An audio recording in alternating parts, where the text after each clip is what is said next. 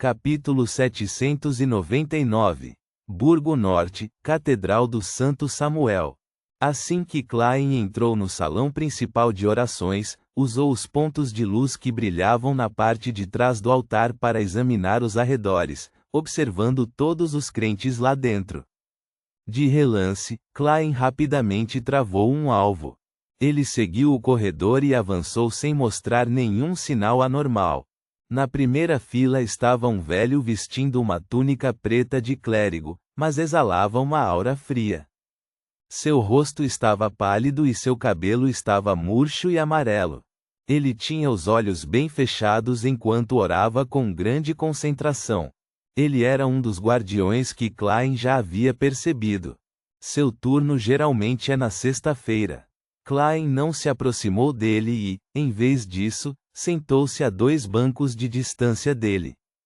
Depois de encontrar um lugar para se sentar, entregou o chapéu e a bengala para Richardson. Então, enquanto estava sentado, tocou 2 vezes com o polegar esquerdo no primeiro segmento do dedo indicador, ativando silenciosamente sua visão dos fios do corpo espiritual. De repente, fios negros ilusórios apareceram na frente de Klein enquanto se estendiam densamente para fora de diferentes corpos espirituais, indefinidamente. Tendo acabado de se sentar, Klein desviou o olhar, lançando-o para o guardião. Ele quase exclamou pelo que viu, mas graças ao seu autocontrole como palhaço e à sua capacidade de esperar situações anormais, conseguiu relaxar e manter sua atitude sóbria. Em sua visão, embora o ancião de cabelos amarelos tivesse fios do corpo espiritual se estendendo, seu corpo era inteiramente preto por dentro enquanto a escuridão engolia as origens dos fios ilusórios de uma forma completamente diferente dos Beyonders comuns. Na verdade, eles já foram corroídos pelo selo central, causando uma mutação no nível da alma. Pelo que parece, o problema está mais próximo do meu segundo palpite. Eles são, em certo sentido, parte do selo central. Assim que mostrarem sinais de perda de controle, imediatamente desencadearam a reação instintiva do item que os reprimira à força. Não é de admirar que os guardiões precisem desempenhar um papel voluntário e serem avançados em idade. Eles provavelmente entenderam o resultado. Klein suspirou enquanto se preparava para desativar os sentidos dos fios do corpo espiritual e retrair o olhar.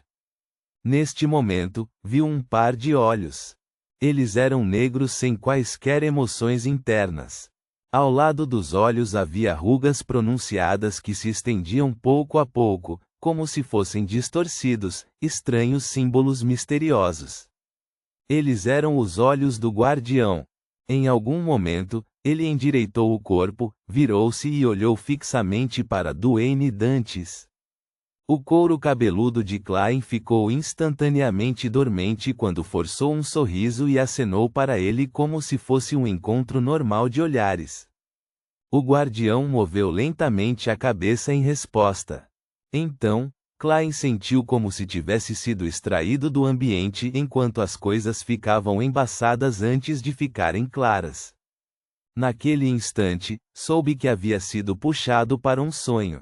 Assim, ao manter a imagem de Duane Dantes, avaliou o ambiente, apenas para perceber que ainda estava dentro da Catedral do Santo Samuel. No entanto, todos os bancos foram danificados ou derrubados e espalhados por toda parte.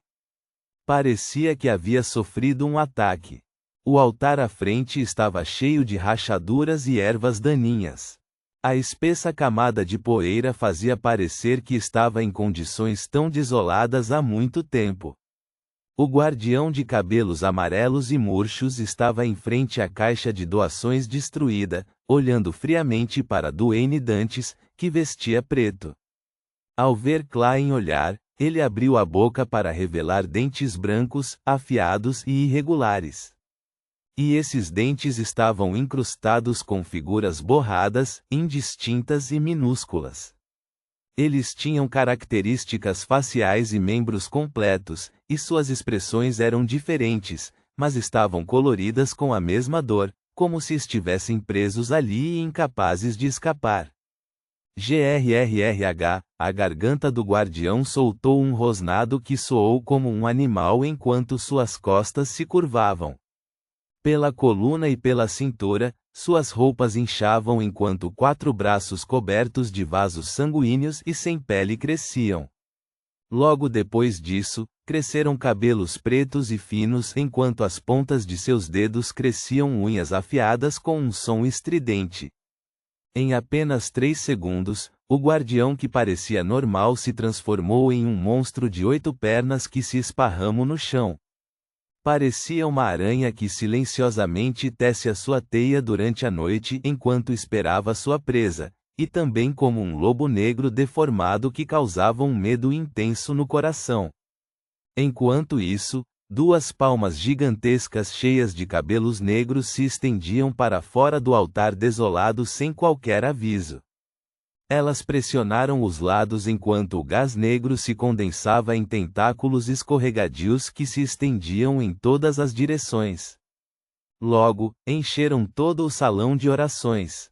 A aura que o deixou tremendo, a extrema sensação de medo e a enorme e ilusória figura penetravam uma barreira invisível à medida que se manifesta Van com mais clareza. Ele perdeu o controle? Aquele guardião perdeu o controle? Klein ficou ali, desejando inconscientemente reagir e usar sua singularidade para escapar à força do sonho, mas de repente descobriu a série de eventos que haviam acontecido. Sua expressão mudou quando ficou com uma expressão aterrorizada enquanto corria para a porta, tremendo. Parecia que ele estava lutando em um sonho. No tempo que levou para respirar, um calafrio escuro se espalhou do mundo exterior como um maremoto, inundando todo o sonho e reprimindo tudo. Klein abriu os olhos e percebeu que havia adormecido em algum momento. Quanto ao guardião de cabelos amarelos, virou a cabeça há muito tempo para continuar orando. Os olhos de Dwayne Dantes dispararam ao redor enquanto ele olhava em volta horrorizado, como se ainda estivesse imerso no sonho e incapaz de escapar do horror que o dominara. Depois de quase 1 minuto, respirou fundo 2 vezes e olhou para o emblema sagrado novamente, desenhando um sinal da lua carmesim em seu peito. Só então Klein teve tempo de relembrar a experiência que teve e começou a especular sobre o que havia acontecido. Como eu havia espionado seus fios do corpo espiritual, isso fez com que ele mostrasse sinais de perda de controle, assim, causando uma reação excessiva ao me puxar para um sonho e tentar lidar comigo. Mais tarde, o selo central atrás do portão Chanes percebeu a anomalia e reprimiu o problema. Agora, o cerne da questão é se o guardião ainda se lembra da fonte de sua quase mutação. Se ele já está acostumado com isso, deve achar a causa do problema muito vaga considerando seu estado atual. Claro, pode não ser meu problema. Talvez ele já estivesse à beira de perder o controle. Klein olhou para o ancião mais uma vez para observar o que ele faria a seguir para determinar como deveria reagir. Se tudo mais falhar, usarei diretamente a fome rastejante e escaparei com a alma do viajante. Klein rapidamente se decidiu enquanto esperava pacientemente pelas possíveis repercussões. Poucos minutos depois, ele viu o bispo Electra entrar pela porta lateral em sua direção. O coração de Klein apertou quando ele abriu os dedos esquerdos em preparação para ativar fome rastejante. Naquele momento, de repente teve uma ideia e interrompeu suas ações. Se o guardião já tivesse informado os bispos sobre a minha situação problemática através de um sonho, eu seria vítima de um ataque coletivo por parte dos Beyonders da igreja. Afinal, puxar-me para um sonho pode evitar prejudicar os outros crentes. Portanto, eles não precisam encontrar um bispo que eu conheça para vir. É mais provável que estendam seus cumprimentos e me acalmem. Klein retraiu o olhar e continuou em uma pose de oração. Em menos de 1 minuto, Finalmente sentiu alguém se aproximando quando olhou para cima e viu o bispo Electra dizer suavemente: "Você não parece muito bem." Adormeci sem perceber e tive um pesadelo. Ainda sinto um pouco de medo, disse Klein com um sorriso autodepreciativo. O bispo Electra sentou-se ao lado dele e disse com seriedade: "Os sonhos às vezes são a manifestação do medo dentro de você. Você se sentirá melhor contanto que ore sinceramente à deusa e consuma a água sagrada. Claro, o mais importante é não se reprimir normalmente. Aprenda a confessar à deusa. Às vezes, chorar em segredo pode reduzir muito o seu estresse." Klein observou secretamente a atitude do bispo e leu seu tom antes de suspirar de alívio. "Eu entendo." Ele lançou seu olhar para frente novamente, inclinou a cabeça e juntou as mãos para começar a orar silenciosamente. Ao fazer isso, viu o guardião à sua frente se levantar e caminhar até a porta lateral onde um bispo o esperava.